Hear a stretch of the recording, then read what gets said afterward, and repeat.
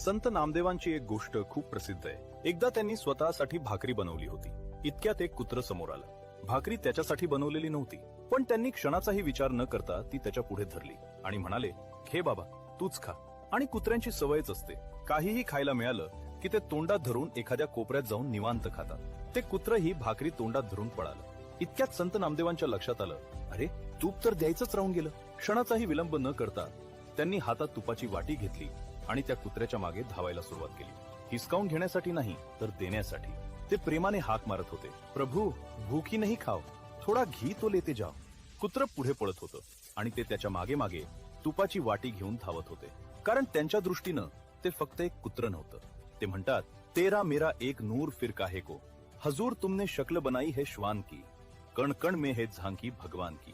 ते जणू विठ्ठलालाच म्हणत होते, "मला ठाऊक आहे की चेतना तर एकच आहे, मग आज तू हे कुत्र्याचं रूप घेऊन का आलास?" आणि मग ते म्हणतात, "मी दुसऱ्या कोणाला भरवत नाहीये, मी स्वतःलाच भरवतोय, कारण तू आणि मी वेगळे नाहीच, तू आणि मी एकच आहोत." Download ShareChat. Download ShareChat. Ramakrishna Hari मंडळी, जरी तुम्हाला गोड बोलता येत नसेल किंवा देवाने तुम्हाला गाण्यासाठी सुरेल आवाज दिला नसेल, तरीही नाराज होऊ नका। पांडुरंग तुमच्या गोड आवाजाचा किंवा सुरेल गाण्याचा भुकेला नाही, त्याला फक्त तुमच्या भक्तीची ओढ आहे। त्यामुळे तुम्हाला जसे जमेल तसे अगदी साध्या शब्दांत रामकृष्ण हरी या नामाचा जप करा। तुमच्या अंतःकरणात देवावरचा दृढ विश्वास आणि शुद्ध भाव असावा। देवाच्या नामस्मरणाचा हा निश्चय दिवसागणिक अधिक भक्कम करा। रामकृष्ण हरी। Download ShareChat. तुझे रूप चित्ती राहो, मुखी तुझे नाम। तुझे रूप चित्ती राहो, मुखी तुझे नाम। देह प्रपंचाचा दास, देह प्रपंचाचा दास, सुखे करो काम, सुखे करो काम। तुझे रूप चित्ती राहो, मुखी तुझे नाम। तुझे रूप चित्ती राहो।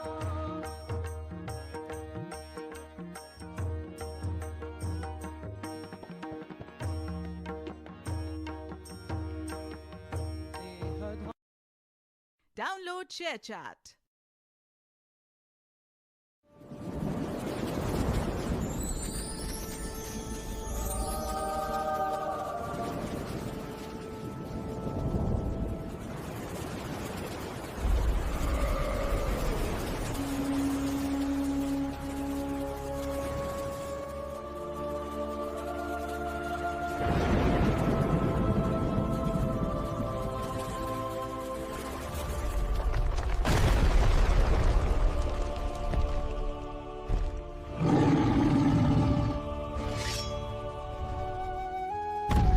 दो पग में सब कुछ नाप लिया प्रभु।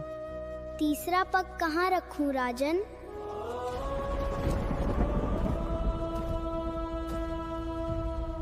अब धरा पर धर्म की स्थापना होगी।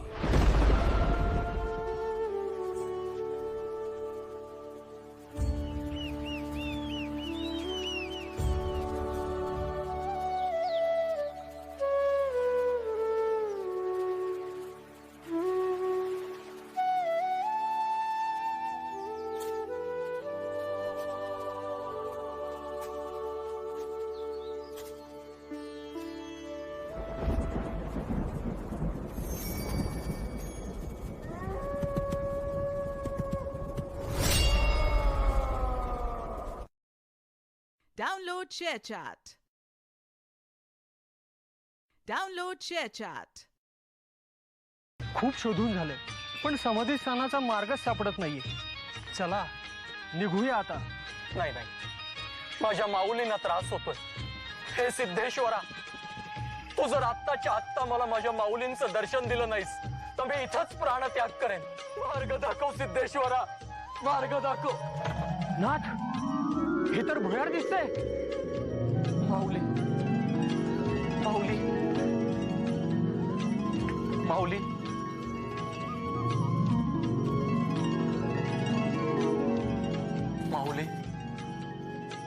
माऊली माऊली आलास नाथा. आईनं हाक मारावी आणि लेकरानं धावत यावं तसा आलास. धन्य आहे तुझे. Download ShareChat. Download ShareChat. अरे काय रे, बहिणीचं लग्न होतं, दुगू भटाचा पत्त्या नाही. वराडी कोळंबली म्हणून बिना भटाचं लग्न केलं, त्याने ह्या शिकत केली. मंबाजी, हे काय चाललंय? बुवा बाजूला वा. का तुमच्याशिवाय दुसऱ्यांनी मंत्र म्हटले तर लग्न लागत नाही की त्या मंत्रांचा परिणाम कमी होतो? हा धर्माचा प्रश्न आहे. धर्माचा की तुमच्या दुकानदारीचा? यायला दोन्हीकडची बी दक्षिणा पाहिजे होती ना. ते काहीही असो, लग्नविधी करणं हा आमचा अधिकार आहे. का तुम्ही देवाचे कारभारी म्हणून? होय, धर्म हे ईश्वराचं प्रशासन आणि आम्ही तुमच्या भाषेत देवाचे कारभारीच. म्हणून आमच्या या भोळ्या दामूच्या तोंडाला काळं फसायचं? त्याला इलाज नव्हता. अरे थोडी तरी भीती बाळगत जा की देव वरून बघत असेल. त्या साध्या अडाणी लोकांनी दगडाचाही देव केला आणि तुम्ही देवाला काहीही कळत नसल्याचं ठरवून देवाचाही दगड करून टाकला. तुका दामू, खाली उतर. खबरदार, खाली उतरलास तर. थांबा, बुवांना हात लावला तर याद राखा. दामू, उतर खाली. काहीही गुन्हा केलेला नाहीयेस तू. पर आणि 2 पोरी येत रे तू कामाला. असू देत. हे जर असेच वागत राहिले ना तर त्यांची लग्न ही अशीच बिनभटाची लावून टाकू.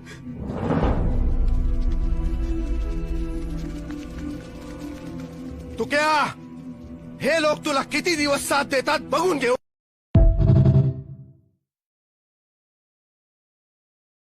Download ShareChat. पैठण नगरीत जन्म झाला एका महान विठ्ठल भक्ताचा. जन्मापासूनच हातपाय नसलेले कुर्मदास, पण त्यांच्या हृदयात अखंड विठ्ठल नामाचा वास होता. एके दिवशी संत भानुदासांच्या कीर्तनातून त्यांनी पंढरपूरच्या वारीचे महात्म्य ऐकले. तेव्हाच त्यांनी ठरवले, काहीही झाले तरी माझ्या विठुरायाचे दर्शन घ्यायचेच. कुर्मदास पोटावर सरपटत, दगड धोंडे, ऊन पाऊस सहन करत पंढरपूरच्या दिशेने निघाले. भक्ताची ही आर्त हाक ऐकून स्वयं पांडुरंग कुर्मदासांच्या भेटीस आले. विठ्ठलाने प्रेमाने भक्ताला आपल्या मांडीवर घेतले. माग तुला काय हवे आहे? मला काही नको देवा, फक्त चंद्रभागेचे दर्शन हवे. विठ्ठलाने तेथेच चंद्रभागेचे पवित्र पाणी प्रकट केले. विठुरायाचे दर्शन आणि चंद्रभागेचे पवित्र जल पाहून कुर्मदास धन्य झाले.